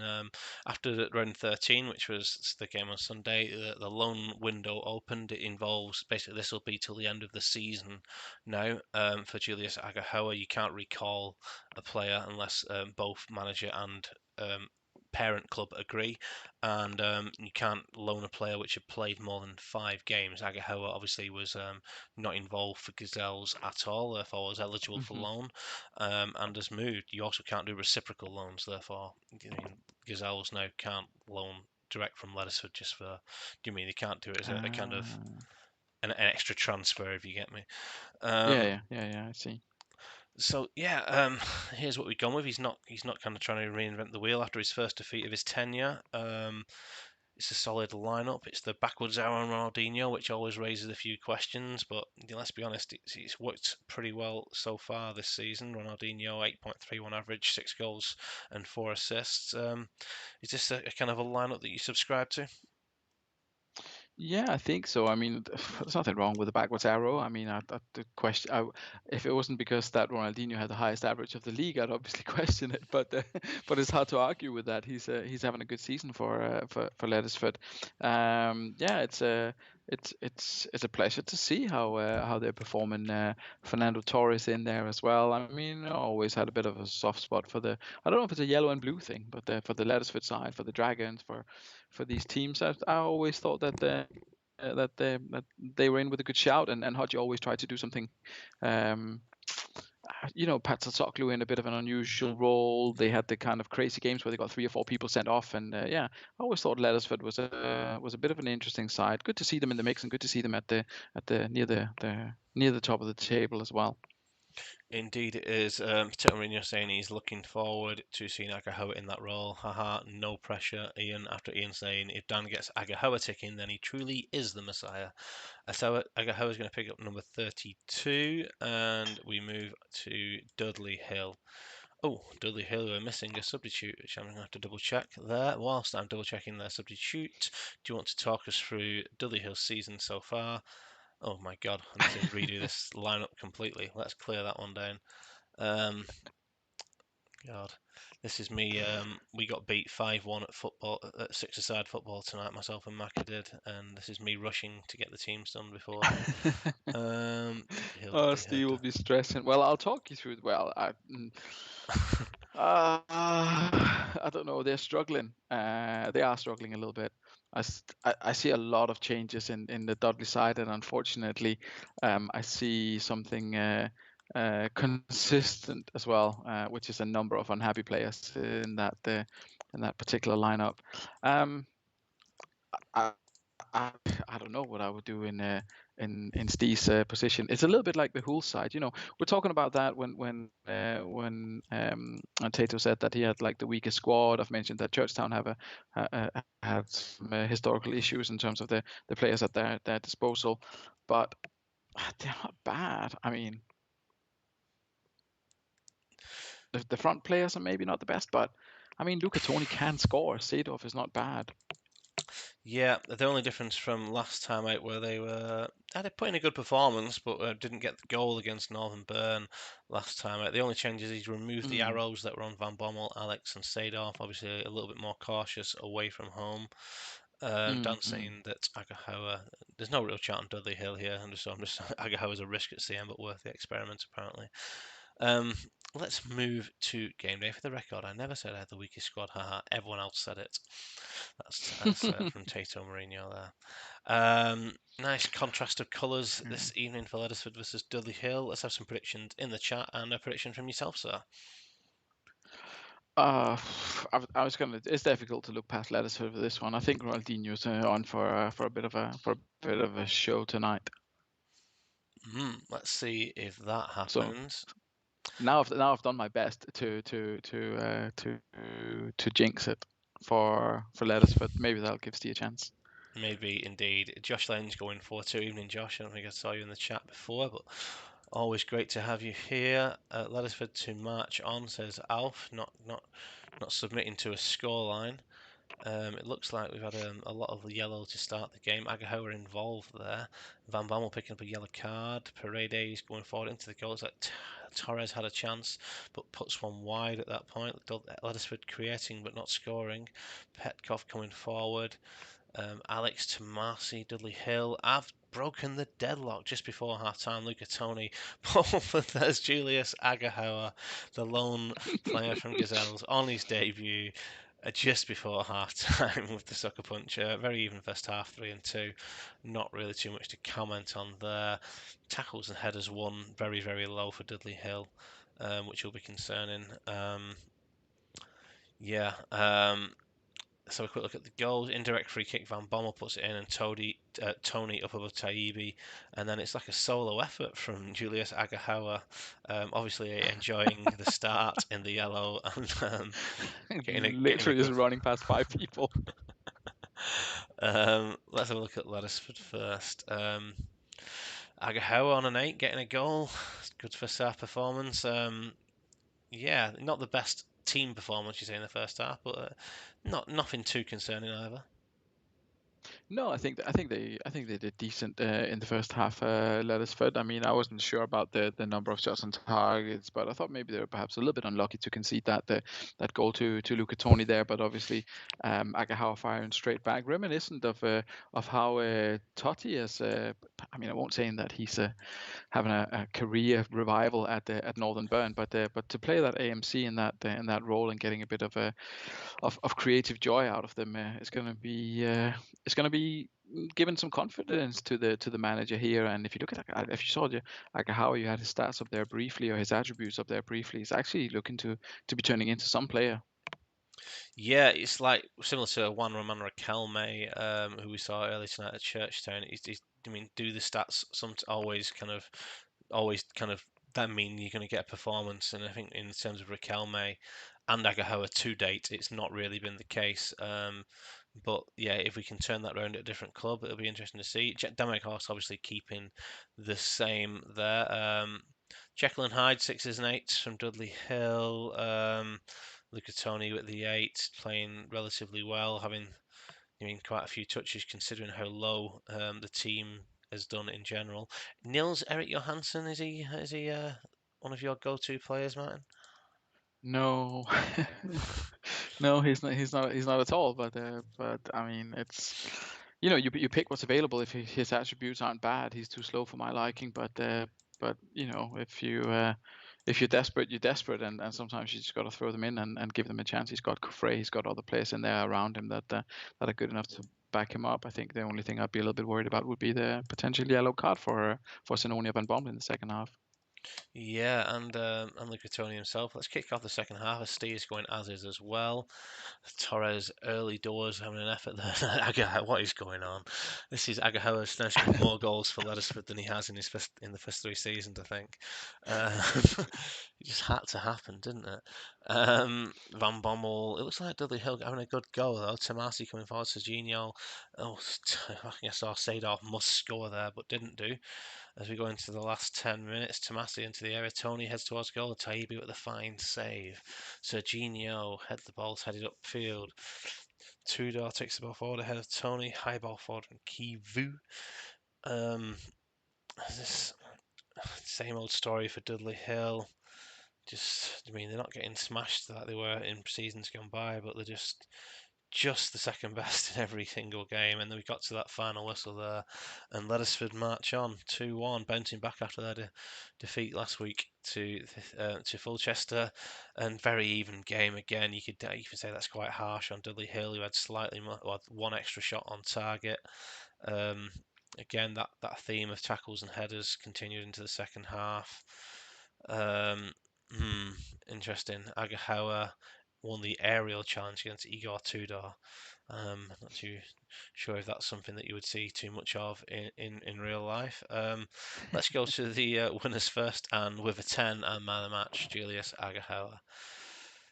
Yeah, I mean it's a dream. It's a dream debut, isn't it? It's what you. It's probably what he was lying awake at night as a young boy, dreaming of the day that he was going to debut on loan at Lettersford with a man of the match performance and a couple of good goals there. Yeah, I mean, not really. I think we've lost Dan. Sorry, left Martin. So when Martin's back, we will go back to him. But have a quick look at Dudley Hill, who, again, I'll allude to. Steve, performances are much better than they were. Eights in there for Tomasi and Tudor. Tony with the goal, but yeah, converting chances does seem to be the key. I'm not too sure I'd have gone with Nils Eric Johansson when you've got Rustico. I think you do have a better team than this in your squad. I understand that morale is coming into it. Pellizzoli having a good game, even though he's let 2 out of the 4 in, which is an interesting one. Yeah, there. I mean, in my opinion, this is a much better Dudley Hill than we have seen. But at the moment, not good enough, and they'll stay rooted. Where are we up to? We're on to our last game of the evening. It's the Haggis Hunters at home to Northern Burn. Martin, send us a message when you're ready, and I'll dial you back in. We are here though, and this is what we've got from Ian. It's Ian Hot Fuzz. He's still having keyboard issues and stalwartly refusing to buy a new one. So here we are. Danielson with the arrow, Vieira with the centralized arrow, Helguero keeping his place centre, kind of in the centre defensive midfield. It's a very similar lineup to what he used last time out when he dispatched of the Sloths. He's in on 20 points, yet in 8th. He needs to up that goal difference and maybe, do you mean slight improvements rather than kind of wholesale changes? Missing tonight, Jaap Stam proves suspension, so Gary Neville gets a start, and Radoi moves on to the bench. Mendes has been injured for a couple of weeks now, I believe. Shevchenko and Salas can continue with their strike partnership.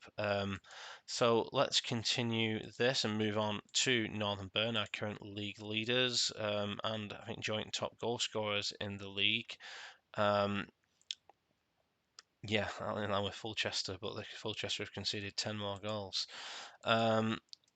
Also missing a key defender in Fabio Cannavaro, who's picked up, I think, his second red card of the season. Interesting. I think this is the first time he's dropped Thierry Henry, which is an interesting one. I'm just ringing Martin back, so if you hear some noise in the background, then I apologise. So he's stuck with the 4-3-1-2, has he? And welcome back, Martin. How are you? Yeah, good. I haven't.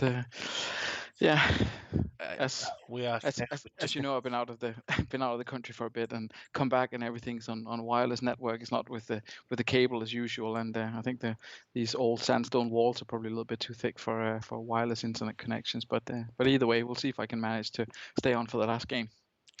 Indeed, we are the last game. I've just talked through to Haggis Hunters lineup. They've gone largely the same as they did at home to Sloths, where they got the victory last time out. A couple of extra arrows in there. Ian, maybe surprisingly, is sticking with the same formation as he did. Marty Morgan and Freddie Ljungberg have been cast out of the 11, though, and Jeremies and Roy Keane have come back in. Novotny replaces Cannavaro. Are you surprised that Ian's taken this turn to go with 2 up top, or is it? Yeah, is it a solid lineup, and is it the best players that are available? I mean, I think it's solid enough. I mean, I was quite curious to see Mr. Morgan getting another game if that was to happen tonight. But clearly not. He's saving him for a bigger occasion. It's quite defensive. I mean, he is away to Haggis, and I think Haggis got a good game, had a good result last time out. So maybe Jens Jeremies in central midfield, though. I mean, it's probably going to work out for him. I can't really criticize anyone. Well, I could, but they seem to have been doing very, very well when I have criticized the players so far this evening. So no doubt we'll see something special from both of them. But given that Morgan had a relatively good debut, and was it Ljungberg who got the goal in the last game? So maybe a bit surprising.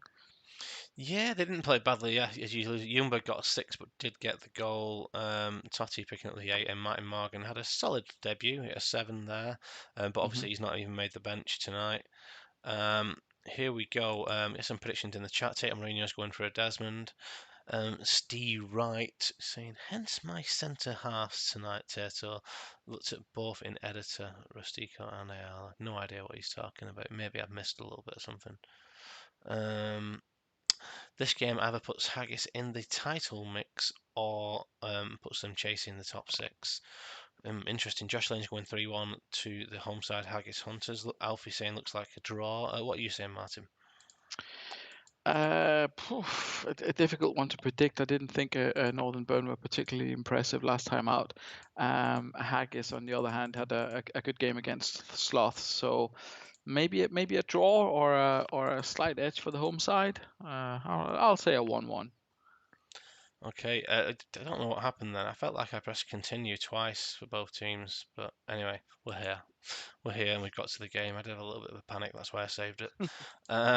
Let's kick off and let's see what happens. Alan Smith in the ball early doors. Robin having an effort in the first 10 minutes and another one that goes over. Martin's just pouring himself a glass of water, a cup of tea, I think.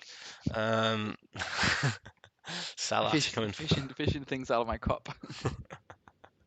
Alan Smith had an effort that skimmed the bar there. Walter Samuel picking up a yellow card. 31 minutes gone. Shevchenko, Salas involved for Haggis having an effort there. Danielson coming forward. There was Roy Keane and Sizalco offside. Moved a little bit too early there. Mikey Duff down the right hand side. And someone got a yellow card. And we got another yellow card. This one for Totti. I'd say a little bit more yellow and orange for the first half. And that's kind of reflected in the stats. 4 shots, only the one on target for Northern Burn, which has been replicated for Haggis Hunters. Pretty even when it comes to your passes and tackles. Burn maybe slightly edging it. Nothing to really report in terms of match report. Yeah, I'll go to Northern Burn first. Not pulling up any trees, are they, with that performance? And Alan, No, I mean they've not been the most exciting side to watch. I think this season. I mean when Sigalco's on, he gets a couple of goals. He's on a 6 tonight, which is obviously a little bit concerning. Not sure what Alan Smith is doing in there. To be totally honest, I would have played Thierry Henry instead. But I mean it's a little bit. I won't say it's the same as Greaves' side when they won the league a couple of seasons ago. But if you don't lose away from home, you get the wins at home. You don't concede a bunch of goals. You're putting yourself in a good position, and that's what they do in Northern Burn at the moment. yeah, very rare that he makes a sub at half time. All his players seem relatively fit, so unless he tells me otherwise, I'll move over to the Haggis boys. Yeah, as is, please, That's Ryan. it. Is yeah, I seem to get that every single week unless there's someone suffering. Yeah. Um, Ivan Helguera and Mike Duff are the two standouts. 9 and 8 for those two. Apart from that, a standard performance. Issues up front has been no efforts on goal from Shevchenko. Has been underwhelming since arriving in Scotland. Maybe he doesn't like the climate. Um, let's see if Ian wants to make any changes. Would you make any wholesale changes here, mate? Larson and Saha on the bench. No, I mean with Larson and Saha being the only two available, I mean you could maybe consider having Larson instead of Rosicky as your one change. Shevchenko, bit of an enigma in the Super League, isn't he? He's never really. I think he had a very good season with Valen. I say very good. He had a decent season with Valen. I think he got like 15 to 16 goals or something, but difficult to get full value for money with Andriy Shevchenko. So. Yeah, Mm. well, it's got to happen for someone one day, I'm sure, but maybe not this season. Maybe not. Ian going as is as well. So I'll kick off the second half, and this is our last 45 of Hmm. football tonight. And there's Shevchenko having one tipped wide early doors. Sizalco had an effort blasted wide, and I mean there's a bit of efforts for both teams here. Sizalco, Totti had a header in the area, which I thought was destined for the net. Looks like Northern Burn having quite a few efforts now. Totti again. Let's slow it down. See if we get a goal in the last 10 minutes. Shevchenko kicks the ball at field. Looks like Northern Burn were turning the key. That seems to have cooled down a little bit though. Rosicki picks the ball forward, brings down Salas there, and we're going to have a free kick for Haggis Hunters. Yellow card was it for Novotny?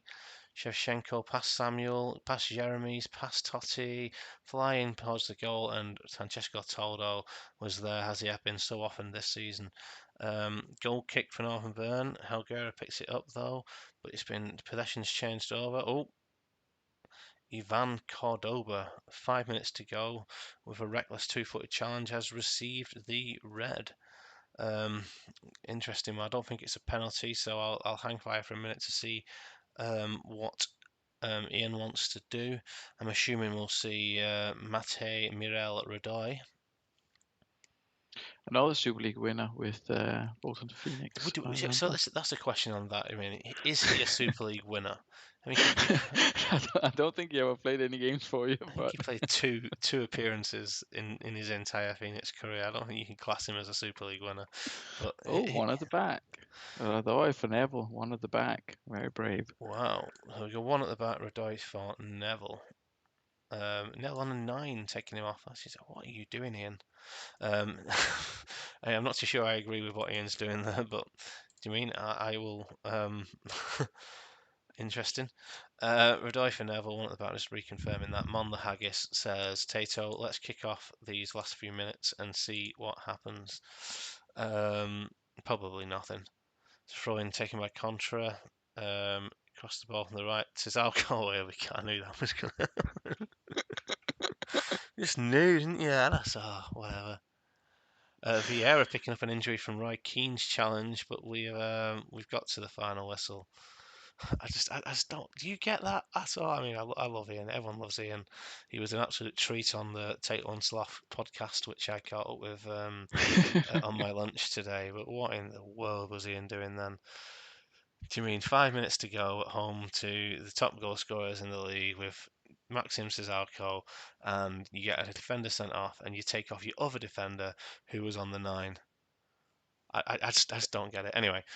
Anyway, Northern Burn probably good value for that victory. Had a really strong second half. It was definitely not all one-way traffic though. Both teams had the efforts in goal. Let's see, it was Jeremy's went past Cordoba, and it was a reckless challenge by Cordoba. He went in with 2 feet, and then Cordoba received the red card. And then for some reason, the Haggis boss thought, you know what, I'll take Gary Neville off and brought Mate Mirel Radoy on. Was it his debut? It might have even been his debut. No, not his debut, but fucking Christ alive. One Super League winner for another, though. Neville for Radoy. So, but either way, a bit of a curious decision, I would say, and obviously didn't pay off for him. But I mean, fair play for for going for it. I'm not going to pretend that I get it, but you know, it's you make these decisions at spur of the moment, and then you're thinking afterwards, you know. Patrick Vieira munched by Roy Keane has been alluded to in the chat, going to 72 fitness. Hopefully That's not not too picked up an bad. injury there. Ian saying he panicked, and he's obviously courteous as always, but yeah, bit of a sickener for Mr. Campbell in the Battle of the Ians. Not a terrible performance. Relatively good ratings throughout. The only 6 was for Radoy, who played 6 minutes, I think, 7 minutes maybe. Quinn on the 87th. Save it again, please, Ryan. As Ian Edwards says. Ian will be happy with that performance as well. Or no one below a 7. And you mean, you also must think, his defence have played really well, but Ian has all his players all over the shop, so. Good game, Martin. Good game. Yeah, decent game, entertaining, value for money. Certainly in terms of action and entertainment, even if there was just the one goal in it. And I think, to be fair, I think that Mr. Edwards would have probably taken a 0-0 at that point, even with the red card with only 5 to go. He probably would have said, "Okay, fair play." And then, he did have more chances, overall, or more shots overall, but he probably wouldn't have been too disappointed with a 0-0. But obviously delighted with Stigalco probably going solo at the top of the goal scorer charts now on 10, and yeah, obviously he's top of the table. Indeed, it's the 19 goals tonight after the 10 on Sunday, which I'm ever grateful for. Some good games as well. Bostock at the start of the night. Is thinking back now, Martin. Until it's a Martin Peterson show when we're cracking on for an hour and 45 minutes. Yeah, I that's the way apologise. we do it. Aster 2, Lokomotiv 0. Maybe pre-game you say that's a bit of a surprise. Leadersford getting back to winning ways. Let's have a quick look at the league table. Northern Burn starting to stretch a little bit of a distance in the top six now, in the top six by 9 points. We've got 4 teams on 20 points in and around the playoffs there. Yeah, no one's really lost any ground, have they? No, I mean it definitely keeps it interesting. I think. I mean, I mentioned the 40 points being the magic number, but I'm sure there's been teams promoted on 36 in the past. Not promoted. There's been teams in the playoffs on like 37 or something, maybe like that in the past. So it's definitely still a possibility for a lot of the sides that are on the screen here. But yeah, it's. I thought last season was going to be Northern Burns year, but they're really pushing for it this year, aren't they? Yeah, solid at the back, and scoring goals as well. I mean, similar goal difference to Dudley Hill there, but they managed to grind out a couple of 1-0s, which makes all the difference. Do you mean there's top three have all won tonight? The top four, I think Fulchester won, didn't they? Did they win? No, they I drew got a against draw, Lowe's. didn't they? Yeah. Top three have won tonight, which will be kind of comforting to them. Haggis haven't really lost any ground. They're still within one win away from Sloths Mhm, mhm. in the playoffs. So yeah, it's been a good show. Quick click on the fixtures. Oh, we've only got 6 games, and then we've got 10th of January. We've got 6 games, and then the missing game, Dudley Hill vs Devils, is on the 14th. I have absolutely no idea why that is. It's the Oceania Cup. It's the whatever Champions League for those teams in what do you call it? Yeah, it's the Oceania Champions League. If you go to the Yep, fixtures for Devils, they'll probably be there.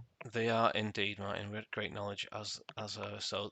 Devils probably their reserves will be playing Tafe, Cafu, Napier City, um, and if they progress, then They'll they. play some other obscure nations Yeah, I'm just or wondering, teams. will that fixture against Northern Burn get moved? I can't remember. You can look at the schedule for this one. If you go to if you go to the OFC Champions Cup Group B and then go to schedule in the top right, then you can see when the games take So place. Friday the 16th is the semi-final, and Sunday the 18th is the final. So yeah, that would kind of be either side of the Northern Burn match. Um, I will speak to 5 Feet and I'll speak to Hodgie about what he wants to do. It may be that we put a bit of greyed out players and no goalkeeper in, and we just get that over with and done with. Or it may be that Hodgie wants to win it. Um, Therefore, we'll put a team out his reserves, whatever that. But anyway, that's to be discussed.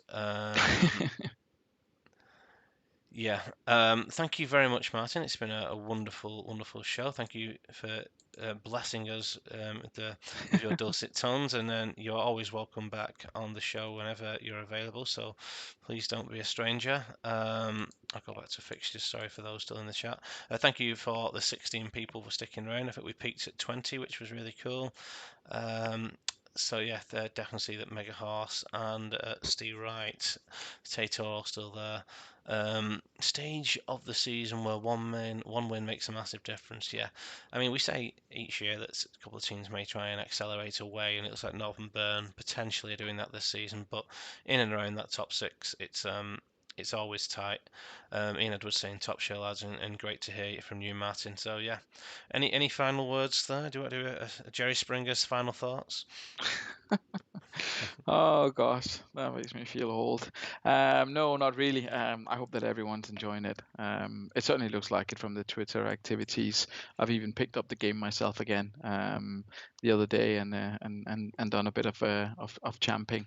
Personal circumstances, unfortunately, doesn't allow me to be more involved in the Super League than what I have been so far. But it was really great to be to have a couple of weeks back in Scotland, a bit of time to myself, and obviously being able to join the show tonight. So thoroughly enjoyed it, and full credit to you and Fifey for keeping it going and for keeping the entertainment levels up and the additional Twitter activity. I think it's Fifey who's posting the reserve results and the news from the reserve teams and stuff like that. I think it's great, and as long as people are enjoying it, then long may it continue. Yeah, Fifey's fantastic with that stuff. Definitely more on it with Twitter than I ever than I could be. So yeah, someone just asked for the form tables there. Potato probably because he's top of it. How he's top of it, I'm not too sure. I mean, Bostock Stanley have got 12 points. Sorry, 10 points out of the last 15, and they've only got 8 or 9. So it's an interesting one how it works out. So I thought because they're undefeated, but yeah, congratulations to Tato. And what did you want? Team form and goal scorers. Ronaldinho still topping the average appearances. Tizalco going top, and ZZ Roberts moving up into third alongside and Penza. Quick look on assists before, and it's still Beckham and Aymar who are pulling the strings there. Right. Thank you very. Oh, bored, unhappy. Sorry, Haji. Didn't mean to let that one slip. But yeah, thank you very much to Martin. Thank you very much for joining us, and I shall see you all.